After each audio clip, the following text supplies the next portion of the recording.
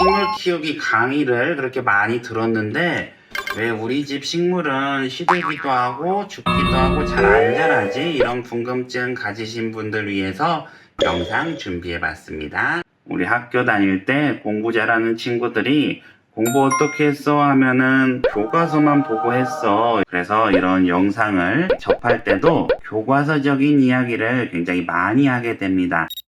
햇빛 잘 보여주고요. 화분 흙의 통기성, 토분 사용하고 통풍을 시켜줘야 돼요. 물 뿌리 썩지 않게 주세요. 뿌리 썩지 않게 물 알아서 주세요. 토분 이용하세요. 흙통기 중요해요. 식물이 원하는 빛을 쬐어주세요. 통풍 시켜주세요. 겨울에는 월동 온도 파악 후 실내에서 키워주세요. 네, 교과서 내용이 끝났습니다. 제가 이렇게 내용을 전달하면 여러분들은 또 집에서 와, 토분에 키우랬지?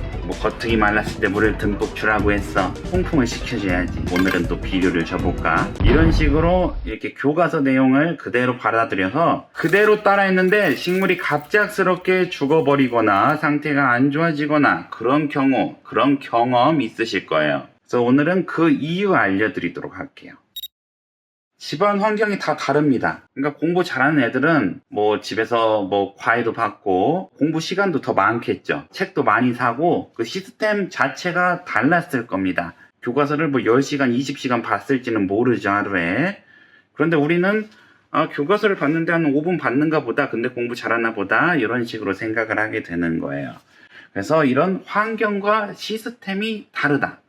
저희 집은 빛이 하루에 많이 들어와요. 남양집이라서 하루에 8시간 들어온다고 해야 되나? 여러분들의 집이 남양이라는 전제하에 제가 이렇게 설명을 해드리는 거예요. 그런데 환경이 다른 거예요. 동양이다, 서양이다.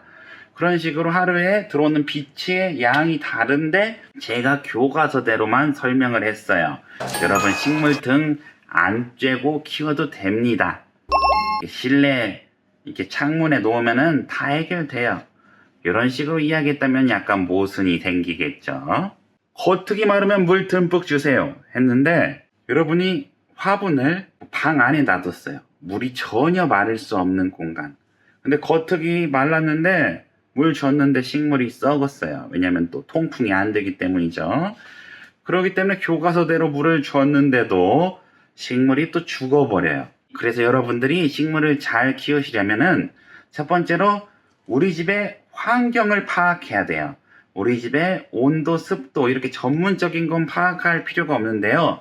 위치에 따라서 광량과 통풍이 결정되거든요. 그러니까 저처럼 이렇게 창가 쪽에 놓으면은 광량과 통풍을 최소한은 충족시켜 줄 수 있다. 이게 동양, 서양, 남양 상관없이요.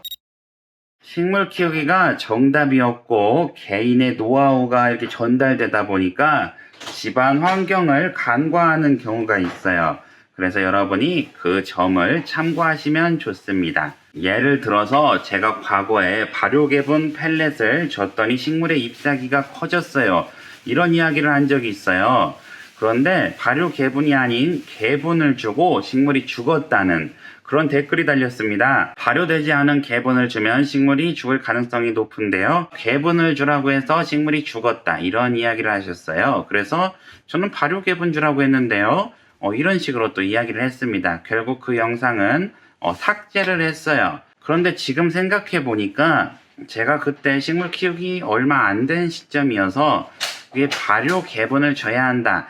이것을 이게 명시를 하긴 했지만 그것을 계속 언급을 했어야 하는데 많은 분들이 착각을 했을 수도 있겠다. 이런 생각이 들었습니다. 또한 유기질 비료나 다른 화학 비료에 부작용이 있을 수도 있는데 그거는 집안의 환경에 따라 다릅니다. 그래서 환경에 따라 비료를 주는 방법도 다르기 때문에 이 노하우를 100% 수용할 필요는 없고 우리 집 환경에 맞게 수용을 해야 합니다. 또 한 가지 예로 식물에게 어떤 특급 비료를 줬더니 식물이 살아나는 경우가 있어요. 그래서 그 이야기를 듣고 천연 비료의 경우 그렇죠. 무슨 명약처럼 소개가 되었는데 이것도 집안의 환경과 해당 식물의 상태에 따라 다른데요. 첫 번째는 집안 환경이 좋지 않아서 식물이 죽은 경우, 두 번째는 집안 환경은 좋은데 양분이 없어서 분갈이를 안 해서 식물이 죽은 경우가 있겠죠. 세 번째는 집안 환경은 좋은데 물을 많이 줘서 뿌리가 썩어서 잘못된 관리로 죽은 경우가 있습니다. 여기서 천연 비료를 줘서 살아나는 경우는 2번, 집안 환경은 완벽한데 식물이 영양실조에 걸려서 죽었을 경우, 그런 경우에는 비료를 주면 살아날 가능성이 있습니다. 하지만 집안 환경이 빛이 안 들어오고 통풍도 안 되는 곳에서 식물이 죽었는데 비료를 준다고 무슨 치료제처럼 이 링게를 꽂아주는 것처럼 이 비료를 주면 얘가 살아나는 게 아닙니다. 비료는 식물의 광합성을 도와주는 역할을 해요. 환경이 안 좋았는데 비료 줬어요. 어차피 환경 안 좋기 때문에 식물 죽어요. 그런데 환경은 좋은데 양분이 없어서 굶은 경우에는 비료를 줬을 때 이렇게 무슨 보약을 먹은 것처럼 식물이 잘 자라나겠죠. 세 번째, 뿌리가 썩었어요. 환경은 좋은데 되돌릴 수 없는 상태예요. 식물이 뿌리가 썩어서 물 흡수도 못하는 상태입니다. 그런데 거기다가 천연 비료를 준다고 해서 그 식물이 살아나진 않고요. 식물이 더 죽습니다. 그러니 여러분의 환경을 먼저 파악하시고 식물의 상태를 먼저 파악해야 그 노하우를 받아들일 수 있는 겁니다. 그래서 노하우를 전달하신 분께서는 아주 귀중한 정보죠. 그게 본인 환경에서만 해당되는 정보를 전달하신 거예요.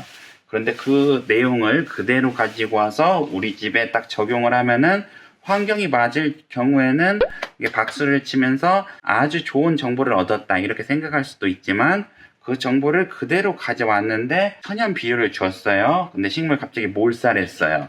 그러면은 그 사람 사기 아닌가 이런 생각하실 수도 있는데, 집안 환경이 달라서 그랬다. 그런 걸 이해하시면 좋습니다. 그러니 100% 받아들이면 안 된다. 결국은 집안 환경이 식물을 잘 키울 수 없는 환경일 경우 식물이 잘 자라지 않게 됩니다. 그럴 경우에는 노하우를 그대로 받아들여서 실행한다고 해도 식물이 잘 자라지 못할 가능성이 있습니다. 영상 시청 감사합니다.